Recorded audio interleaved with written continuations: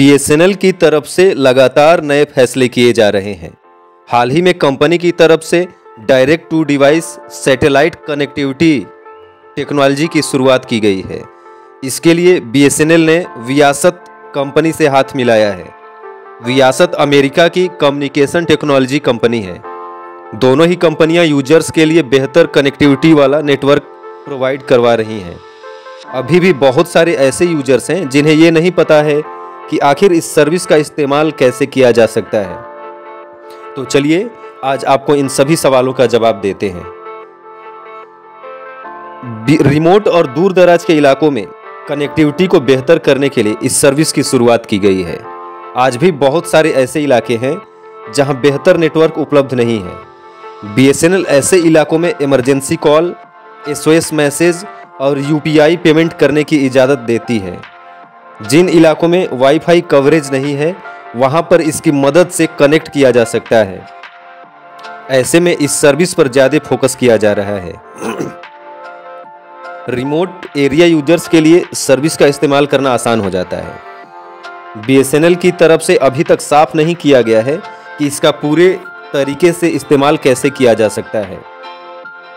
अभी तक कंपनी की तरफ से ये भी साफ नहीं किया गया है कि इसके लिए आपको अलग से प्लान खरीदना होगा या आप मौजूदा प्लान के साथ ही इसका इस्तेमाल कर सकते हैं।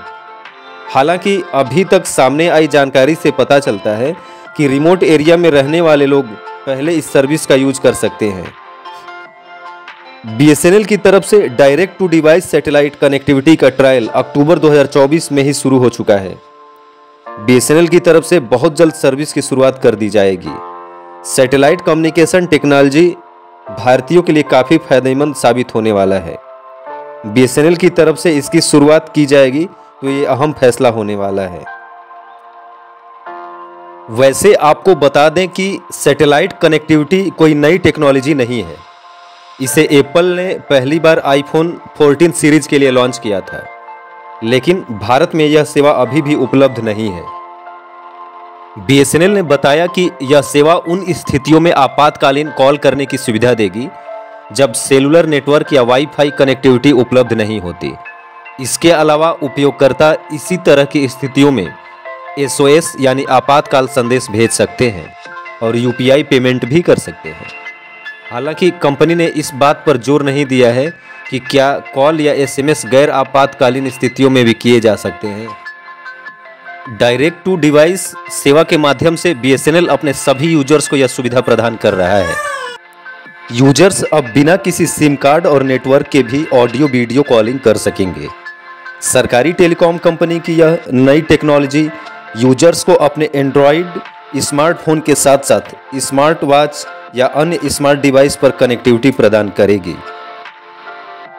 बीएसएनएल और वियासत कम्युनिकेशन द्वारा तैयार की गई यह टेक्नोलॉजी यूजर्स को इमरजेंसी की स्थिति में बिना नेटवर्क के कॉलिंग की सुविधा मुहैया कराएगी।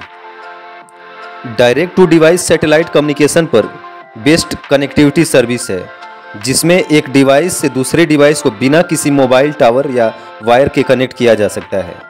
सैटेलाइट फ़ोन की तरह ही इस टेक्नोलॉजी का इस्तेमाल स्मार्टफोन, स्मार्ट वॉच या अन्य स्मार्ट गैजेट के साथ कम्युनिकेशन स्थापित किया जा सकता है। बीएसएनएल के द्वारा किए गए इस ट्रायल में टू वे और एसओएस मैसेजिंग करके देखा गया। इस ट्रायल को कॉमर्शियल एंड्रॉयड स्मार्टफोन पर भी किया गया, जिसमें एनटीएन कनेक्टिविटी को स्थापित किया गया। सरकारी टेलीकॉम कंपनी द्वारा किए गए इस ट्रायल में 36,000 किलोमीटर दूर सैटेलाइट नेटवर्क का इस्तेमाल करके फ़ोन कॉल करके देखा गया, जिसकी जानकारी कंपनी ने आधिकारिक रूप से रिलीज की। सैटेलाइट इंटरनेट सर्विस के लिए सरकार जल्द ही स्पेक्ट्रम की आवंटन करने वाली है। स्पेक्ट्रम आवंटन के बाद एयरटेल, जियो, बीएसएनएल, वोडा आइडिया के साथ साथ एलन मस्क की स्टारलिंक भारत में सैटेलाइट इंटरनेट सर्विस मुहैया करा सकेगी। Thank you very much.